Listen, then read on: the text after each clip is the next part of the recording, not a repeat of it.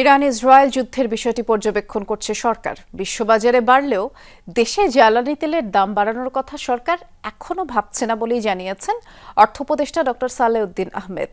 সচিবালয়ে ক্রয় সংক্রান্ত উপদেষ্টা পরিষদের বৈঠক শেষে সাংবাদিকদের সাথে আলাপকালে তিনি বলেছেন, যুদ্ধ পরিস্থিতি নিয়ে এখনই প্রস্তুত থাকতে হবে বলে মনে করছে না উপদেষ্টা পরিষদ। ক্রয় সংক্রান্ত উপদেষ্টা পরিষদের বৈঠকেও বিষয়টি নিয়ে আলোচনা হয়েছে বলেও জানিয়েছেন ডক্টর সালেউদ্দিন আহমেদ। শ্রীলঙ্কা আবারও রপ্তানিতে শীর্ষে।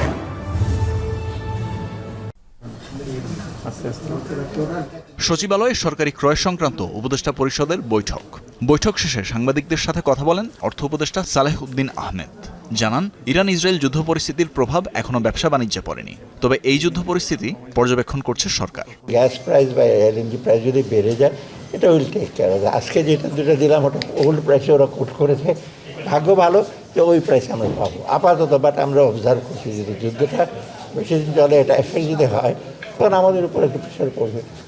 বৈঠকে সার ও এলএনজি আমদানির অনুমোদন দেওয়া হয়েছে বলে জানান উপদেষ্টা। তবে এসব আমদানি করা পণ্যের জাহাজ যাতায়াত করে হরমুজ প্রণালী দিয়ে। যুদ্ধাবস্থার কারণে সেই যাতায়াত ব্যাহত হতে পারে বলে আশঙ্কা প্রকাশ করেন অর্থ উপদেষ্টা। এলএনজি আনা, সার আনার জন্য কতগুলো ইমিডিয়েট আমরা এটা করেছি।